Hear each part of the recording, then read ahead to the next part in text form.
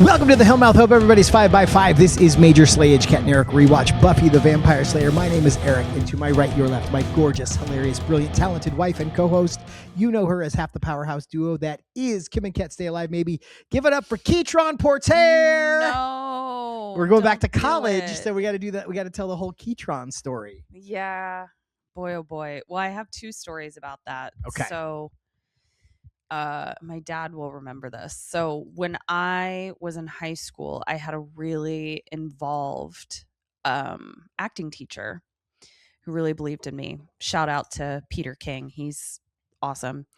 And he asked me at the end of the school year, my senior year, he was like, "Hey, are you like serious about acting? Because if you are, like, I definitely think you should pursue it, but there might already be a Lauren Porter in SAG and Screen Actors Guild. Yeah, Screen Actors Guild, and you aren't allowed to have the same name as someone else." And he was like, Lauren Porter's could be considered a common name, and I think he had heard my middle name for some reason, and he was like, "Have you ever considered going by your middle name?"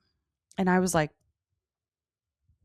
"I have not." And as someone who was one of 5 Laurens in a class of 42. I love the name Lauren, by the way. I think it's a beautiful name. I'm very grateful to my parents for naming me Lauren, but it's not very original. And so my first day of orientation, no, it wasn't orientation because we were just buying books. So my dad came with me to the bookstore to like buy my books. And it was the first time that I was going to be like starting to go by Ketron. And so I kind of had a Riley moment. Like, I think literally some guy and I both reached for the same book. You bonked heads. My dad's like right there. And he was like, "Oh, what's your name?" And I was like, "Lauren Ketron. Ketron is my name." Well, it's Ketron. And it was so fucking embarrassing. Obviously, never saw that person again. And dad just like stared at me and just smiled. So smooth as silk. Yeah. And so my acting 1 teacher weirdly knew me prior to going to college. He worked with my neighbor, Mrs. J, at a local private school. It wasn't the private school I went to. So he knew me as Lauren. And for whatever goddamn reason, this motherfucker, rest in peace, was not able to understand what my name was. So no matter how many times I said Ketron, he would call me Ketron. Because on your birth certificate, over and over again, your middle name is spelled Ketron. Correct. And so you got Ketron, Ketron Porter, outside linebacker for Mississippi State. Yeah. And so my friends thought it was so funny that Harvey would constantly call me Ketron, that my nickname in college was Tronny. And some of them still call me that. So yeah, you get a few drinks and some of those Towson people at Tronny will start getting thrown around. So you changed it to a Y when we got married. You changed it to a Y, like unofficially, yeah. And then when we got married and you were going to change your name anyway, you're like, "Hey, let's fix that. Oh, let's make that official." So yep. So that's a little story about my name. Right on. Yeah. Well, cool. We're here to talk about Buffy season 4, episode 1, The Freshman. I feel really out of sorts. We took a little break, as you know. We're back. It's our first episode recording. We recorded the Basic Instinct watch along a few days ago. As I mentioned in our watch along for this episode on Patreon, $5. Our red light that's usually over there went out, and we just haven't had a chance to replace it. So we probably look a little different. It's so funny to me that you think anyone would notice.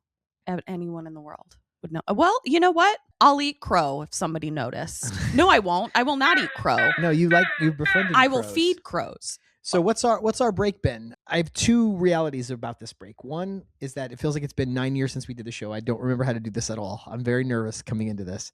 But secondly, it feels like we didn't get a break at all because my life is set up in a way where if I create a little space, there's something else ready to just jump in and take it. And while we did take a break from the show, things really ramped up with my band. So I was very busy with a show and recording an album and all that stuff, which is very exciting. And if you follow me on social media, you probably well aware when there's something official to announce, I will share it here. If you guys are interested in the kind of music that comes out of this thing here when I'm not talking about Buffy, but I don't feel like I had a break. I feel exhausted. I'm just as run down feeling as I was when we decided to take a break, but we're going to keep rocking. We went away for our anniversary. We've been married 12 years. And You last week, relaxed on that. I did weekend. manage to relax a couple days. I didn't open my computer for 2 days. It's the Mhm. first time that's happened in years. We went to Dana Point to celebrate our 12-year wedding anniversary. And in just a few days, we'll have been together for 17 years. So That's crazy. that's so wild. You haven't gotten sick of me. Oh, no, you haven't gotten so sick of me that you're going to leave. You're plenty I've sick of me. gotten sick of you. Yeah, you're sick of me. We passed that exit a few back. But I also think that like anyone who's like you're obviously going to get sick of someone that you spend as much time with as we do. We both and work from home and we do projects together, so we're in each other's face and I all think the time. the point of marriage, I'm actually watching a really great show right now, 4 seasons. We don't do Culture Corner here. Save that for your other show. Okay. Just kidding. Go ahead. And I just think they do like a really truthful job of portraying marriage, just kind of like the idea that like the best marriages are when both people evolve and like they fall in love with the new version of each other as you go. Or the idea that like marriage is not the absence of being absolutely fucking sick of a person. It's wanting to still spend time with that person even though they annoy you or you're sick of them. So I just like think that Paramore song, even on our worst night, I'm still into you. Yeah, exactly. So that's how I feel. Yeah, no, marriage isn't a straight line. It's not we get on the same car at the same stop and drive the same direction until we're dead. There's swerves, there's getting out and taking a different route, meeting up later, and all of the things in between. But I think one thing that I felt really grateful for is the pandemic. I think one of the stresses in our relationship prior to the pandemic was not getting enough quality time. And then we were locked in a house together. And I can think of 2 examples of people I know who, once they were locked in a house with their spouse, realized the marriage does not work. And the pandemic Lovato ate a couple marriages of people I know. I felt, and you can chime in if you agree, it actually made us stronger and better. And it just confirmed for me that I married the right person. I felt like our relationship was better after being forced into the house together 24/7 for a year. I agree. And so that's how I knew. It was like, all right, well, I think we can do a show then, because we didn't murder each other. Yeah. I also just feel like it would be disingenuous. Today, like when we're recording this, we like just found out that Anthony had died. Yeah, we learned a few hours ago. This is Friday, June the 5th. Yeah. So I don't really foresee a situation where I'm not going to get choked up. So I just feel like rather than, way, yeah.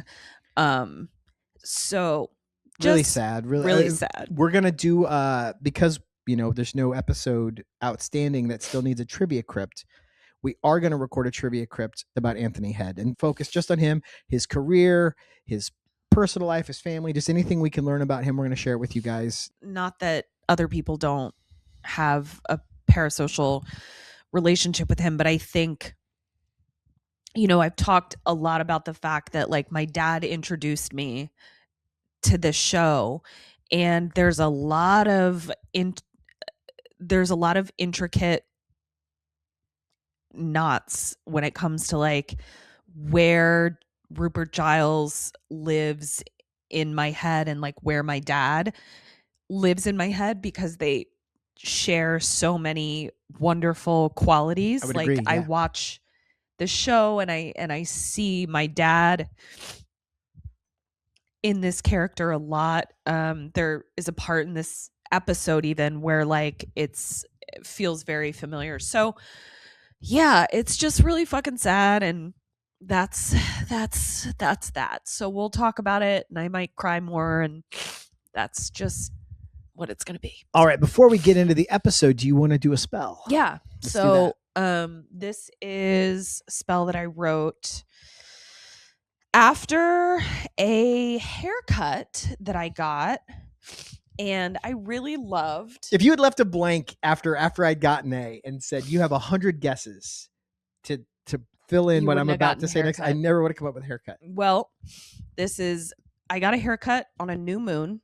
So this spell is called New Moon, New Haircut Hootis. And I loved Willow's haircut. So new beginnings, new moon, new haircut. As we new talked about this. during the watch along, you got a chance to kind of have a clean slate and shake off any of the colors that you filled in your personality with to survive your like really preppy posh high school. Yeah. There's a chance where you can strip that down to the base layer and just be you. Mm-hmm. So it feels like there's a lot of. I felt very much like Willow when I started college. Just so excited, no fear, just Right. so excited, so much opportunity, so many and like potential. Yeah, just immediately felt like myself. Yeah, I really related to Willow's feeling of college in this. So here we go. So let's see. What did I use? My cauldron. There it is. Some of my hair that I cut. I snatched it off the ground. And I remember my hairstylist looking at me funny. That's fine. She's going to do anything with it. She's going to Yeah, sweep it into exactly. the garbage. So list of, and obviously this will be shared on our Patreon. Looks like I was calling in the vibes of the Queen of Wands from the tarot deck, which is the card from the tarot that I try to channel a lot. A green candle, some calendula, some mint, some saffron.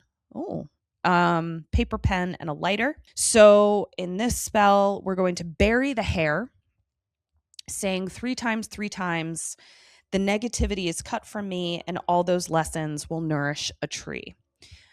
You're going to write what you want on the piece of paper, and you're going to burn that paper, throw it in the cauldron, and say the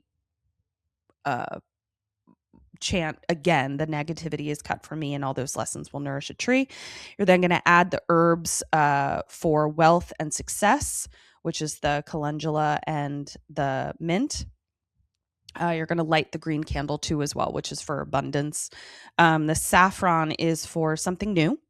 And you're going to call in the Queen of Wands 3 times, 3 times. So just a little fresh slate spell. When you call in the Queen of Wands, do you bring the card as a totem for this? I do. Like you keep it handy and you can kind of look at it and reflect on it? Okay, yeah, cool. But I mean, you don't have to. You know, you can just kind of like know what she represents. But I like have the Queen of Wands hanging from like a deck that I was okay taking. It's the Rider-Waite deck. Like it's the traditional tarot deck, and that's not one that I use a ton. Mm-hmm. So I have that card of the Queen of Wands there to sort of use as a symbol in spells. So there we go. I'll share this. Very cool. All right, you want to get into this one? I do. Let's do it. Let's hope I remember how to do this. So what's fun is I also went to school in the same town where my parents lived. So there was a lot of similarities here. And I do feel like Buffy and Willow did it right, where they were going to live on campus, even though their parents were right down the road, 5 miles away to be exact. So Willow is in the cemetery. Buffy is obviously waiting for a vampire to rise, and Willow is helping her choose classes. Willow is just the smorgasbord of knowledge that she is excited about is just so fun. And obviously Buffy is just, she's never been the academic that Willow is, despite the fact that like she clearly is very smart. Like she got a good grade on her SATs. Like I do feel like it's a little bit of a self-fulfilling prophecy with that. I think she's just also like, and not like trying to be edgy or whatever, but I think she's a bit of a nonconformist. I think traditional school settings are not really like her. Right. It's not where she's going to thrive. So, you know, they're picking classes, and Willow dressed like Ronald McDonald. Yes. And this was so crazy. And I was about to make fun of her until I realized that I'm wearing 2 out of the 3 colors that she was wearing. Yeah, but if you had a yellow cardigan or a hoodie over this. I do literally have a mustard yellow hoodie. But you're not wearing it. I'm not wearing it. Discretion is the better part of valor. As they're talking, they're distracted and they don't see that the vamp has actually woken up. But this vamp, smartest vamp we've been encountered in this series so far, because he clocks her weapons and says, you know what? That's above my pay grade. I don't think I can do this. Which is like most of the vamps we see, they pop out of the ground and they're like, yeah, I can take on the Slayer. And I'm like, why do you think that? Well, here's what I'll say. I don't know that any of them know necessarily what the Slayer is. They've been a vampire for 5 seconds. Sure. But this guy rightly assessed that this woman brought weapons. Right. she's clearly more prepared for this than he is. So whether he knows the concept of the Slayer, He's still he just read like, the situation and was like, fuck this. Yeah, he didn't let his ego get in the way, you know? I feel like we could all take a page from this vampire's book. What do you think his book would be called? The Importance of Not Being Killed by the Slayer. Get it now on Amazon. Now we go to the quad and all the freshmen are being rounded up. This was not a familiar experience for you, but it was a identical experience. Yeah, you met me. two of your best friends of your life because they were like, find someone who has a birthday near yours, and you guys clustered together. Corralled all of the freshmen onto a football field and had a loudspeaker. And I mean, we truly felt like cattle. Like, it was wild. And they were like, you know, find people that were born in the same month as you. And my best friend Anna and our dear friend Vince. Been friends ever since. Thank God all y'all's parents got horny at the same time. At the exact same time. Let's talk less about that. You're like Buffy when she walks in on Giles and Olivia. That's exactly what it is. Like, and Eric was like, what's this vibe? Why is she so weirded out? And I was like, spoken like someone who has not been weirded out about thinking about their parents having sex. Well, my parents, I don't think they ever had sex. My parents hated each other. I assure you they did twice. Sex twice, yeah. But that might be it. So I also thought it was so funny that like they have all of the like sects of college students where it's like they have the protesters, but like the poster behind them just says, "This must stop." They don't have like what it was or anything like that. And then they have the frats handing out flyers for Jello shots for freshmen. For Jello shots for freshmen. That was always the there was this frat that actually wasn't even on Towson campus. It was at University of Maryland or maybe Johns Hopkins. I can't remember. We had a lot of colleges in that area. And they, for whatever reason, I don't know what their actual frat was called. They were called the Wawa frat because they were above a Wawa or next to a Wawa or something. And they would have these huge parties. It was like a 7-floor building and they would have like a different keg on every floor. They would hand out flyers to Wawa I remember parties. My only brush with fraternity life. This is barely a brush. Oh my God, you would have been like you would have hated it. Well, I was in the School of Theater, so that was kind of a fraternity. That's what I was going to say. I was in the theater department as well. That was our own. Yeah, we had our own keg parties and all that. Yeah. But my sophomore year, I moved into an apartment, and one of my neighbors, whose name I do not remember, nice enough guy, but he said one of the creepiest things to me anyone's ever said. He was in a frat called Fiji, which I think was Phi Gamma Delta. Sure. They called it Fiji. And he's like, "Hey, we're having a party down at Fiji. You should come. Everyone's guaranteed to get laid." And I was like, I don't suspect all of that's going to be consensual. Yeah. So I'm going to go ahead and pass on the everyone is guaranteed to get laid party. Gross. Yeah. So I didn't hang out with him much after that. How do I fucking delete that? Buffy meets up with Willow on campus and they're comparing flyers. And this is where we get like a real sense of the difference in their vibe. That Willow got up first thing in the morning, took care of all her business, got in line early, got her ID, got all of knows where requests, stuff everything. is. Yeah. And she's so excited. She runs into her on-campus boyfriend, Oz, who, much to Buffy's chagrin, like is already in because he, one, was held back, and two, his band is played there. His band is played there. So he knows where everything is. And everyone knows him. And Willow is, you know, the guitarist girlfriend, so she's in. So Buffy is just feeling really super duper out of place. Willow is now heading to the library and they're commenting on how strange the library is going to be without Giles. The library in my heart also feels that way. And that he's a gentleman of leisure now, which is just British for unemployed. I too would like to be a gentleman of leisure, if I'm being honest. Well, I've said, I mean, I don't seem to be doing a very good job because I'm overscheduled. Like, yeah, you're a terrible like gentleman. Gen of Alpha leisure. multi-sport athlete who also plays an instrument. But I made a decision a few years back because I worked multiple jobs my entire 20s and 30s and even my early 40s. I'm going to start taking my retirement a little bit each week now. Yeah. I'm not going to wait till I'm 70. Well, there's also like retire. No guarantee that there's going to be anything for us. So not just like us, like Social Security, like I don't see our generation having a super comfortable retirement. So may as well just give a big fucking deuces to the whole fucking system almost every day. Yeah. So this question is going to come up for me a lot. This is the first time that it comes up. Okay. What is Giles's financial situation? How does he get his money? He's not still working at the He's not still non-existent working school at the that they school. blowed up. He's not getting a paycheck from the council. The only thing would be that he has some sort of like trust from maybe his parents were Set wealthy, something but up. not that wealthy. You Right. know what I mean? Like they weren't He like- doesn't live posh. right. But like he clearly has some form of income. The internet It's was gonna come very up more. early then, so he wasn't doing like OnlyFans or anything.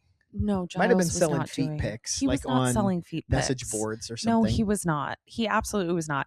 He probably has some family money, but it's not like a grotesque It's a amount of stipend. money. Yeah. It's a stipend that can he can afford his lifestyle. So that's my current hypothesis. We also learned that Xander went on his Jack Kerouac road trip. And as they're talking about it, we go into UC Sunnydale Library. And it's gorgeous. Our trivia crypt, I want to find out where was this? Yeah. it's quite beautiful. Now we go to the bookstore where Buffy's going to tell someone that she's decided to go by her middle name, Anne. She meets a cute boy who is kind of like vanilla Angel. Yeah, like if you left Angel out Unseasoned in the Angel. sun and he got all bleached out. Yeah. Or like you were making, like if Angel is like Cajun blackened chicken, Riley is like Skinless unseasoned chicken. breast, yeah. Yeah. I noticed too, like especially watching it in sequence like we have been. Similar build, similar height, obviously the blonde hair and lighter eyes, but a similar face. And I'm going to go as far as to say similar timbre of voice. Like they really set out to cast someone who would remind us of Angel, but be a different flavor of Angel. Interesting. Yeah. I don't have as strong of a feeling of that as you do, but I can see what you're saying. You know who else he kind of reminds me of? Who? You're not going to like this at Oh, all. great. Hank. Fuck. But he's like what Hank would be if Hank wasn't a piece of shit. right, but there's maybe some superficial elements that are triggering. Yeah. He's got Hank's coloring. Fuck Hank. And he that's- sort and of that's where- facially looks a little bit like Hank too. And that's also where she met Hank in college. Yeah. Oh, fuck. So Buffy does kind of have like a, what's your name? Ketrin. I mean, Lauren. I mean, Ketrin. Because he's like, oh, Riley is like, oh, nice to meet you. And she's like, Oh, nice to meet.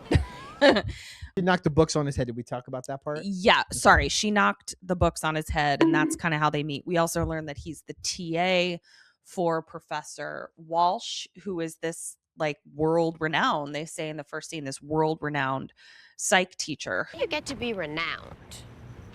I mean, like, do you have to be nowned first? Who is inexplicably teaching at UC Sunnydale.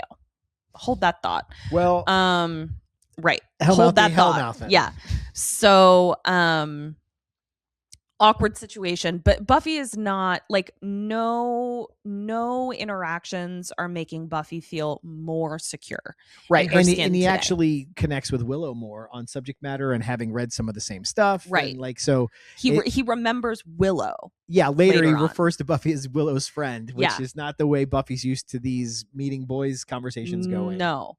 So now we go to the dorms, and this was really interesting. It was surprising to me that Billow didn't request to live together unless there's a rule where freshmen can't make requests, which could be a thing. Could be a thing. Could also be that she doesn't want to listen to Oz humping away at all hours. Could when she's be. trying to sleep. So she meets her roommate, Kathy. The room is gigantic. I assure you, my room in Tower B was not as big as this one. Yeah, my room was about half this size, and Yeah. it was two full-grown ass teenage boys living in there In a bunk bed. with bunk beds, and then we had a couch, and so there was about this much walkable Right. floor. Yeah.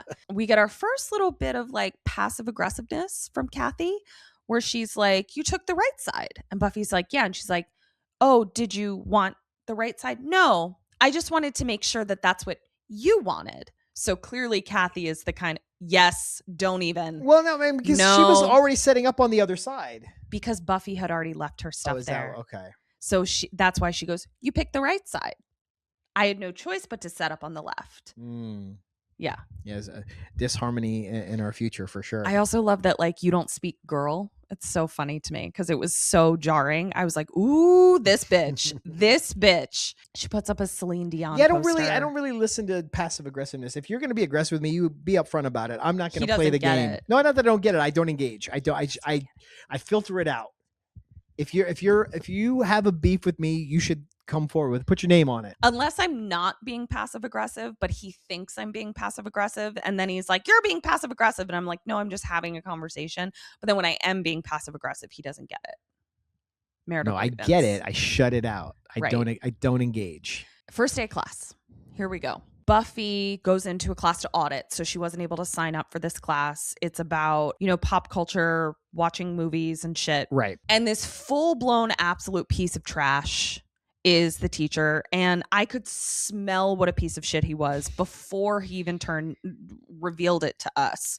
This is the guy that would for sure be a dude with a right-wing podcast talking about how, like, whatever happened to masculine men? The white man is the greatest victim in American history. And he definitely strikes me, and I had a few of these professors, not in my theater program, but in the like gen ed classes I took, where they've written a book, and then the textbook for the class is the book. Oh God, I'm so exhausted by this fuck. At gunpoint, you're required to spend money to buy his book. God, I fucking hate this guy. And then he's gonna hear himself read his own words to you.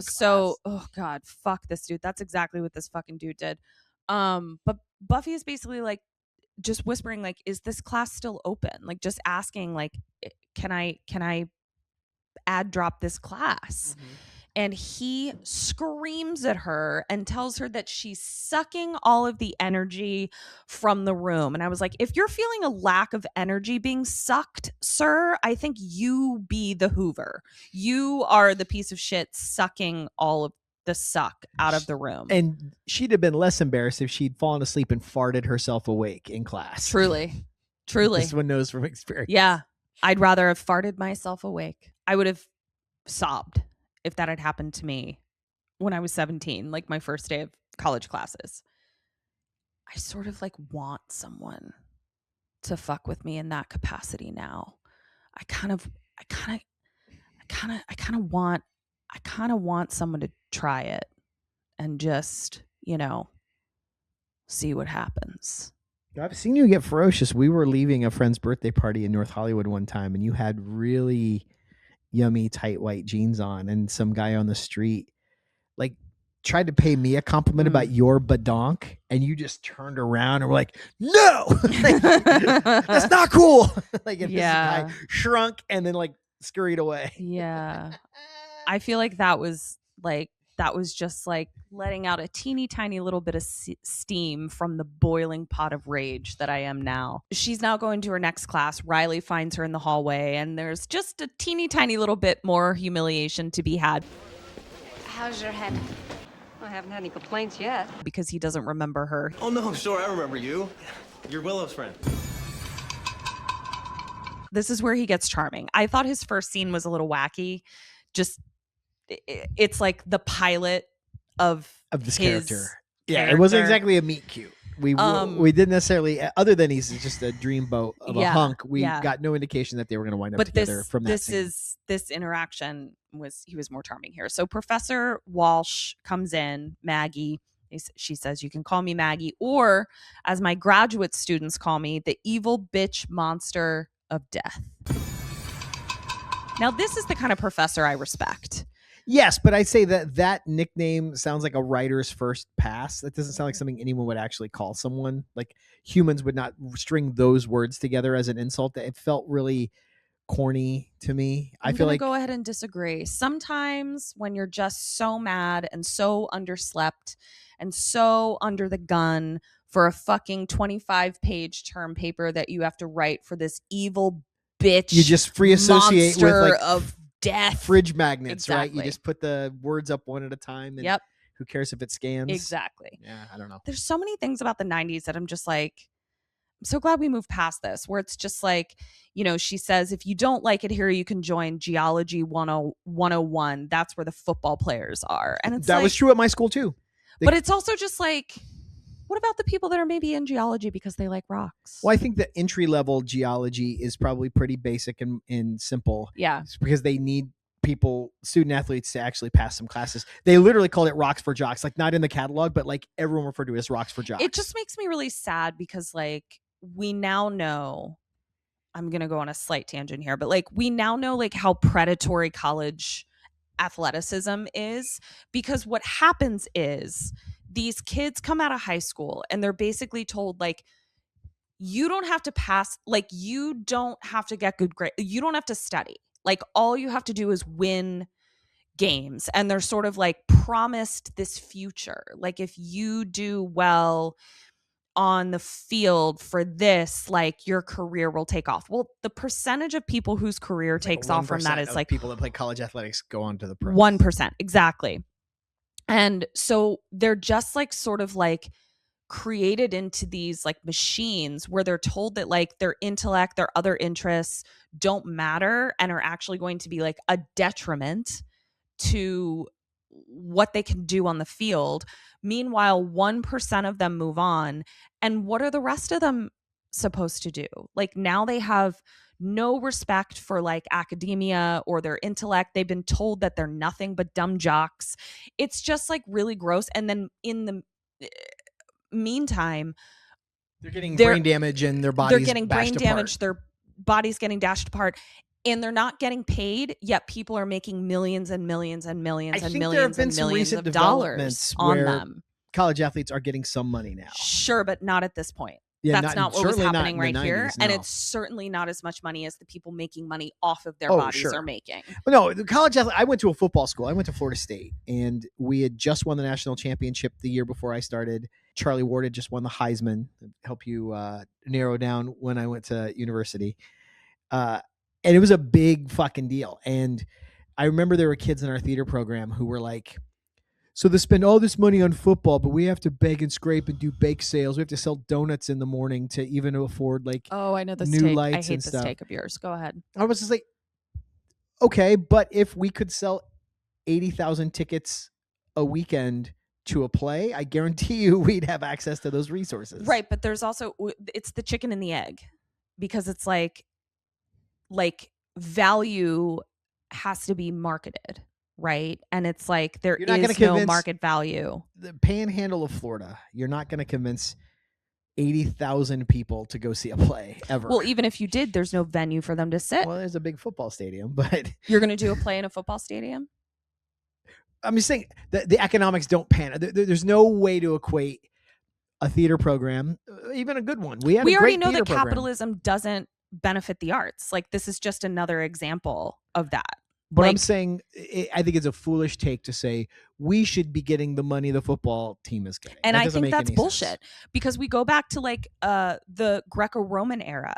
And yes, sure, there were giant stadiums for the gladiator games. But you know what else those fucking coliseums were used for? Like live art performances. It's because there was value placed on both things. Right. But I think we might be conflating two things unfairly. We talk about how college athletics, 1% of them go on to the pros, and most of them don't make a name for themselves. Right. They're just journeyman people who get paid for a few years and then fizzle out. Same with, I mean, what percentage of university artists get to go have a career in the arts? Sure, but there is something inherently rewarding about art that is not as readily available to athletes, specifically because of the torment that they put their physical bodies through. I'm just saying that where's the money coming from to pay for all the things that all the entitled theater kids I went to school with thought they should have? Yeah, I guess the money from football comes from both the ticket sales. Like I said, there was 80,000, the size of several small towns showed up People with every money- weekend to watch. People with money can market whatever the fuck they want. And we know that from the fact that people put money behind Spencer Pratt to be mayor of Los Angeles. Like, it's about where But people, the money goes. Yeah, but people who donate to political campaigns want something in exchange. They want access. They want favorable laws. They want, and so do the people who invest in football teams. right. They So want what are the access, people who they are? want- What are the people who are investing in a play? because it's not supposed to get? valued. It's not valued because it requires you to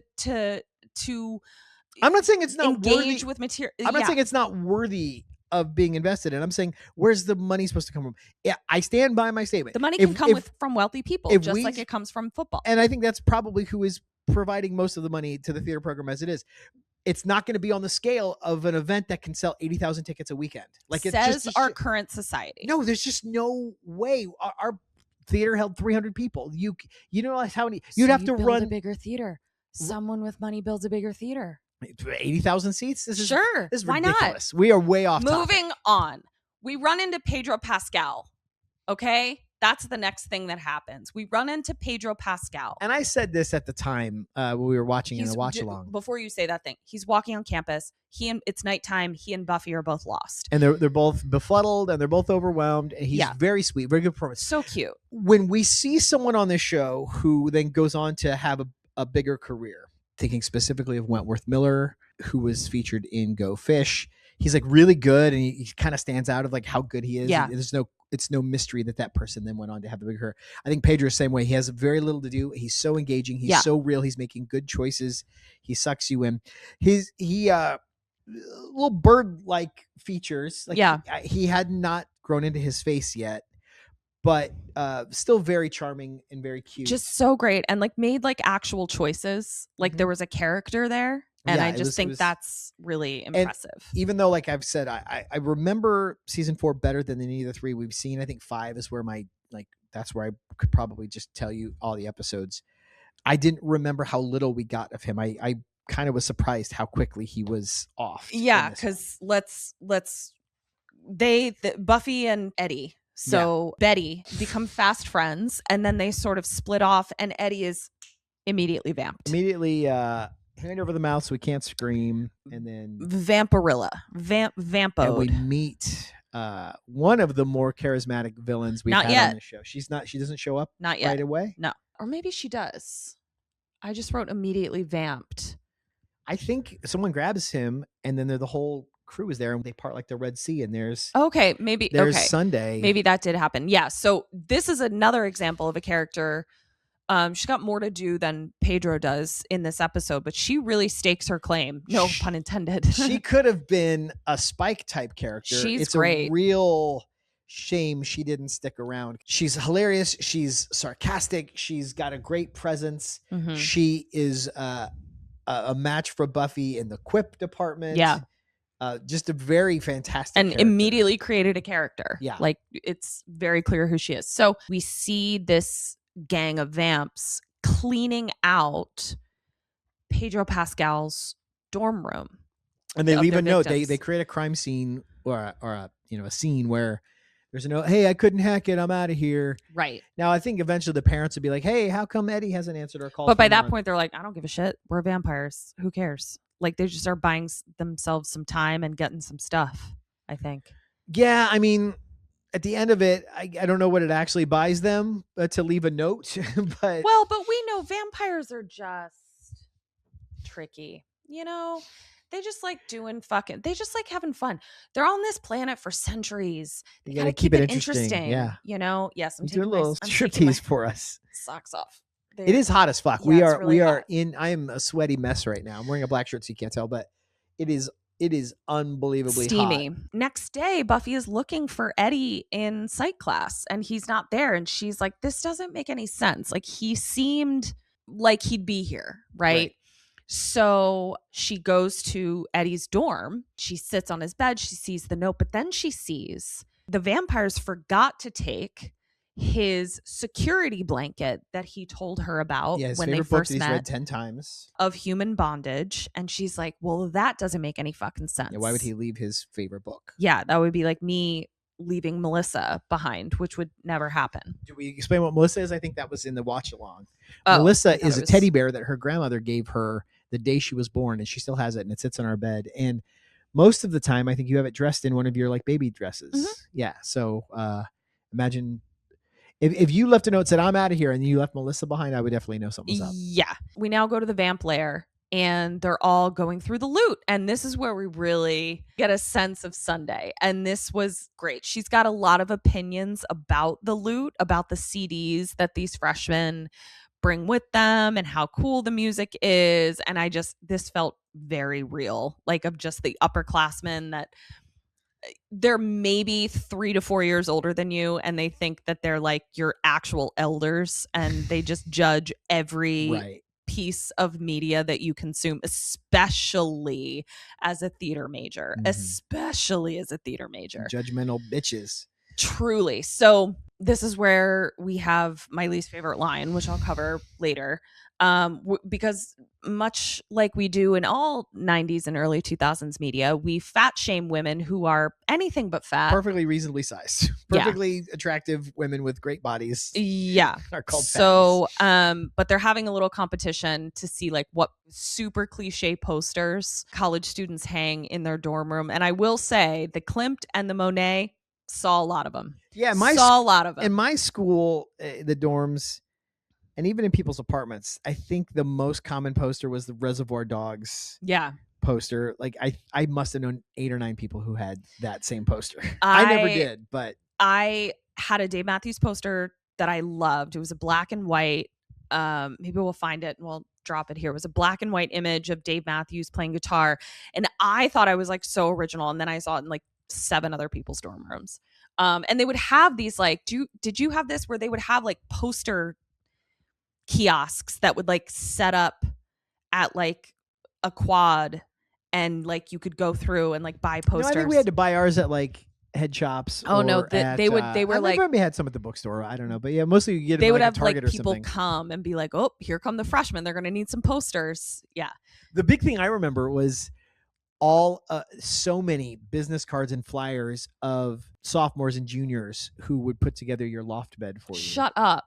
That was a huge thing. It was like, that's hey, wild. You get a loft bed, like you've got a dorm, like that didn't come with bunk beds. Like you had to really, you had to basically buy the supplies for a loft, and you could pay these guys $50 to put it together for you. Oh, our beds were bed frame, like they were there.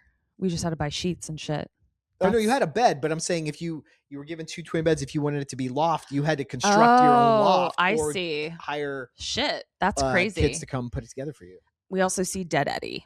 He's there. Daddy, if you will. Daddy, and I will. Not Daddy, not yet. No. He needs to cure a little bit. Correct. Buffy's still feeling really out of sorts, and this whole Eddie thing is not sitting well with her. So she goes to Giles's house, but instead she meets Giles's sex friend, Olivia, who is clearly wearing one of Giles's shirts. Yeah, I think in a later episode, she's referred to as his orgasm friend. Yeah. Buffy is shocked that he has a sex friend. And grossed out. And so grossed out, which I completely understood. I wonder if there wasn't a small percentage of this that's like, I know I'm mad that you had sex with my mom, but now you're like cheating on my mom. Right. With I this mean, person.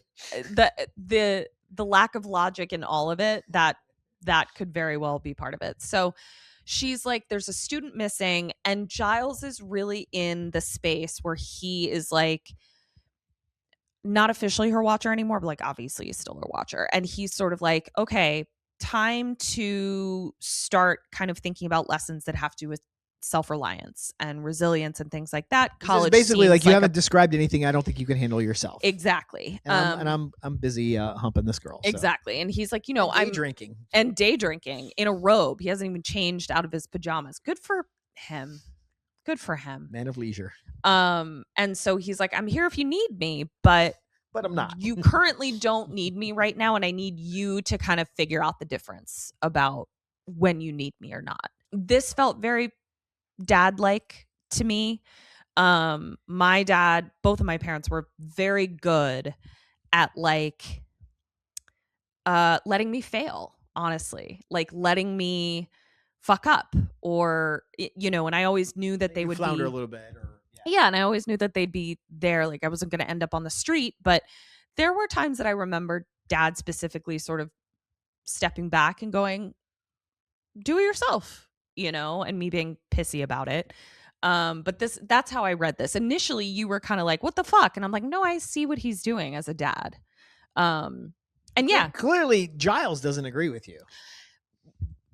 that's very my dad too, though, is that he would, Have a stomach for it. no, nighttime on campus. And Buffy is realizing that there's another sort of snafu to hunting while in college. And it's that kids are just milling about college. It's nighttime. She doesn't have the cloak of night to hide her from her slayings. And also, I think it's probably, there's a clandestine aspect where it's like if your head's on a swivel and there's no one else about and you hear something, you can be relatively sure it's trouble. Right. Here, you hear something, it's just one of the hundreds of people around you. Yeah. So she spots Eddie and she goes after him and she's like, oh my gosh, I'm so glad to see you. He turns around, vamp face. And she's like, of course. Now here's the vamp gang. Turns out Eddie was the bait. Sunday is there and she is just quipping her face off. I mean, I really admire this actress. This is a fucking terrifying job to get.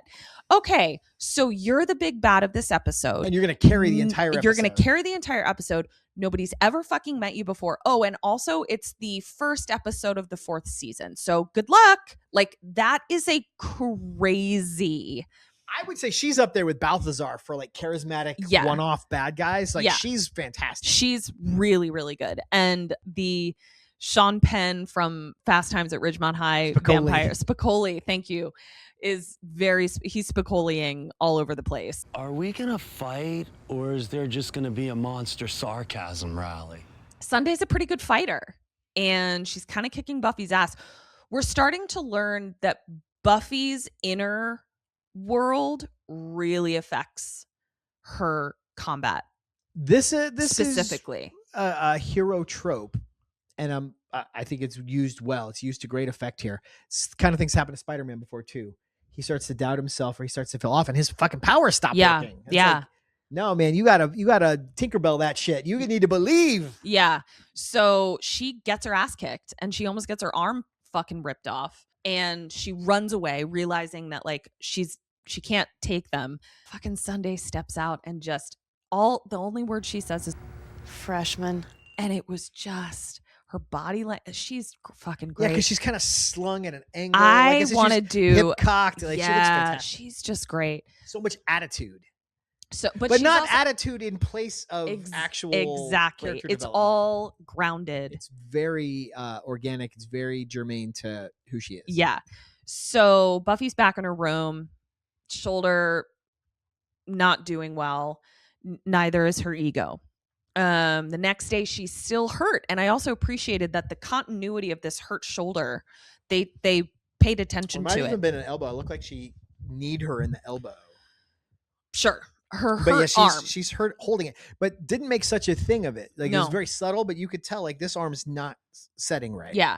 And she, sees Waz living their best life. Like, they're super comfortable. They're not dealing with any of the insecurities of Buffy is. So she avoids talking to them. Back at the vampire lair, they're all laughing about like some Slayer, wasn't that hard to reliving Sunday reading her for her outfit. Yes. Buffy then is like, I gotta take a break. So she goes home to Joyce. And Joyce is like, I was not expecting you to want to have a sleepover. She's got nothing but crates of big dick statues taking up Buffy's entire room.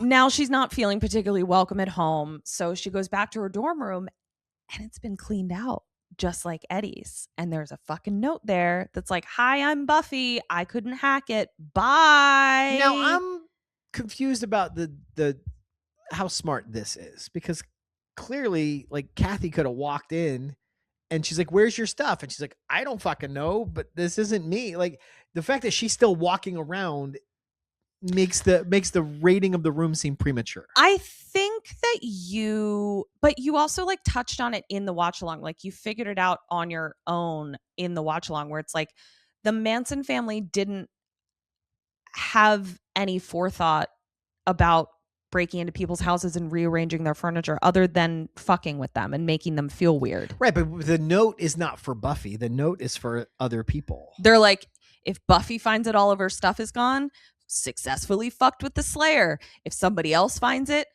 they'll think the Slayer is gone. Like, they're not, you're really, vampires are just animals looking for a good time. They're not like They should go to those Jello shop parties. Yeah, have a blast. honestly, like you would be an insufferable vampire. Like no vampire would want to hang out with you because you'd always be like trying to have like logical plans, and they're like, we're just trying to eat and have I fun, just keep to man. myself. I just brewed, go to the bronze. Speaking of the bronze, let's head to the bronze for some familiarity. Lonely Buffy is there, and she spots Angel, except she doesn't. She's just seeing Angel where there is She no sees Angel. Ryan Reynolds if you put him in the microwave too long. Yeah, that is what he looked like to me. Xander's back. So we learn that in Xander fashion, bless his heart, his car broke down in Oxnard immediately, and he didn't have the money to fix it. So he was a dishwasher for a little while, but then one of the male dancers called out sick. And so he's never going to tell us what happened, but he certainly does know that dollars in the waistband do fix cars. He did a little Magic Mike action. Bless. He's also dressed very strange. He's got you said a kind of a Chandler Bing sweater vest over a sweatshirt. Yeah, it was a little silly. We also get another example of the horrible parenting because Xander comes back and is immediately relegated to the basement and now has to pay rent. Like his parents are just... Talk about people that should not have been parents. Just like this guy shouldn't have been teaching the pop culture class. Correct. Snyder should never have been a principal. No. Xander's parents should have been snipped and clipped. Now, Sunday should have been a vampire. Oh yeah. She fits the job requirements quite nicely. AI scanned her resume and went, let's proceed to the interview. Yeah. Now you just put me in a bad mood mentioning AI. Why'd you do that? I'm leaving. But also, Xander gives Buffy's little heart a boost, as Xander is wont to do. And he's just like, hey, if you think, if there are vamps to be slayed, let's assemble the Avengers. Let's do this. And he gives her a little pick-me-up, and it was very sweet. So they break into, I don't know, the registrar's office at UC Sunnydale, and they're trying to see, like, when did a bunch of freshmen, a bunch of them, per year start going missing? And it is right around the time that Psi Theta lost their charter and their frat house was abandoned. And it was right around 82. So, and your theory is that Sunday was vamped relatively recently because she's so she's steeped so in the of culture. time. She's so of the moment. Yeah, because Spike, Angel, other vampires, they may have assimilated to the era, but they're not like protective of the era. Mm-hmm. And Sunday is very protective of the era and her reputation and music what is and cool and clothes what and is not cool. Vander is watching from the roof, and it's another skylight, all of these fucking skylight houses in Sunnydale. And of course, she immediately falls through. And so now with her bum arm, she's... Well, Xander has gone to recruit the others. Oh, sure. Xander went to recruit the others, and then Buffy falls through. Fuck. So, oh no. But first, we got to go check in with Waz, who is in Buffy's room, and they have found that all of her stuff is gone.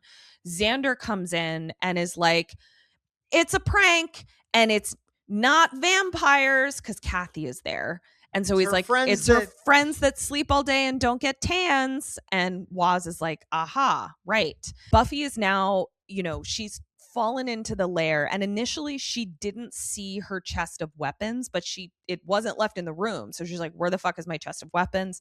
Now that she's fallen in, she sees it. So I think that was her first power boost, where she's like, okay, I have my weapons. Her second power boost is that Sunday has found her class protector umbrella and is mocking it. Yeah, I pointed this out. I think it was a reminder of who she is. That was a really astute observation. It reminded me of the season 3 premiere, Anne, when she's in the Hell Dimension, and that bassist from Slipknot wants them all to renounce their identity, like they're joining the Faceless Men in Game of Thrones. And faced with the idea of abandoning her identity because someone is forcing her to, was the splash of cold water she needed to remember who she was.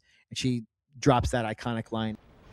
I'm Buffy the Vampire Slayer, and you are? Hey, that's the name of the show. Yeah. I feel like this is the same thing. She's mocking, belittling, taking away your status as the class protector. Yes. Well, now we got a beef. Yeah, it was pretty great. So now we're in full fight mode. Sunday is still like the formidable foe for sure. I don't even know how hard Sunday's fighting, honestly. I don't think we even saw her open it up. I all the agree. way. I think she's now dialed it too far back because she underestimated Buffy, because Buffy sort of beefed it the first time. Yeah, so she's like set her expectations. Yeah, and the Scoobs have also now burst in. So now we're sort of taking care of the minions as well, so Buffy can really focus on Sunday. Willow gets one with a crossbow right away. Yeah. The boys are flipping them around and crossing them and staking them. Yeah, really great. Willow dusts Spicoli is who she ends up dusting. It was really great. And He has a line as he dusts, which reminded me of the mayor in the last episode being like, well, gosh. yeah, yeah, exactly. Buffy finally gets the upper hand.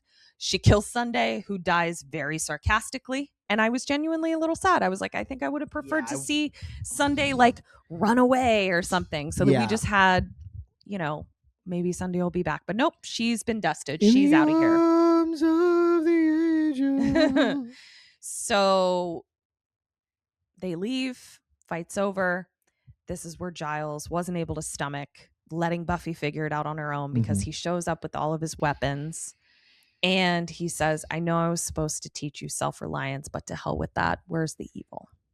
It was really sweet. One vamp did get away though, and we follow him for a second, and he is actually weirdly tased, not killed, not dusted, not staked. He is tased by a bunch of soldier dudes Who show a lot of initiative.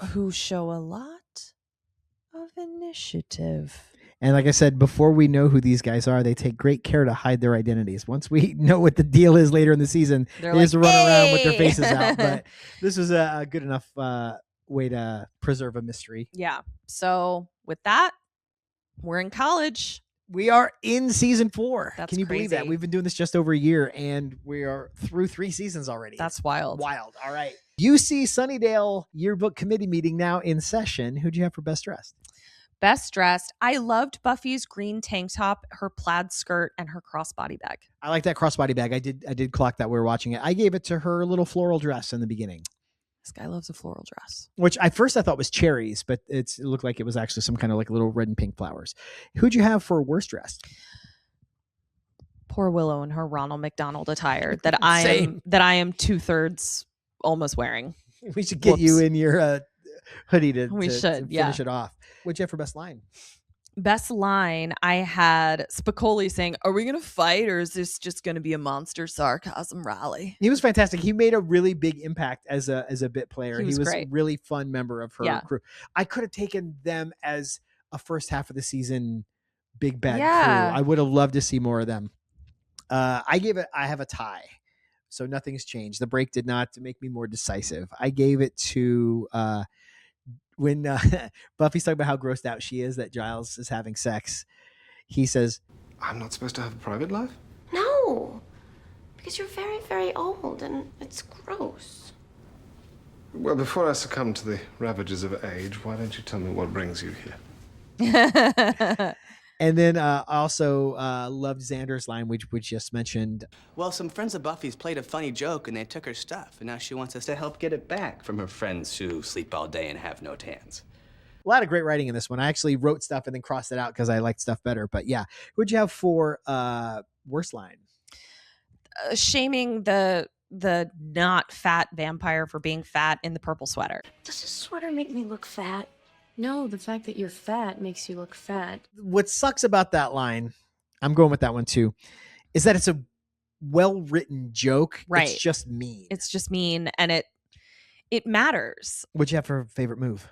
So Buffy does this thing in the lair where there's like broken plywood from like a dresser, and she stomps a hole into it. So now the plywood is like around her foot, and she kicks, I think, Sunday with like a big old plywood foot, and it was great. Yeah, and I that was loved it. very It was cool. very creative. I gave it to the vamp at the beginning who decided not to attack Buffy and Willow because he saw the weapons. Great move. Best move.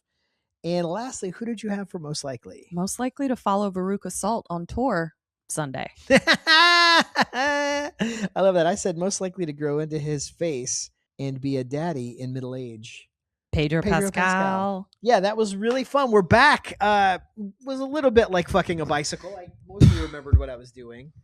So He loves that joke. He loves it.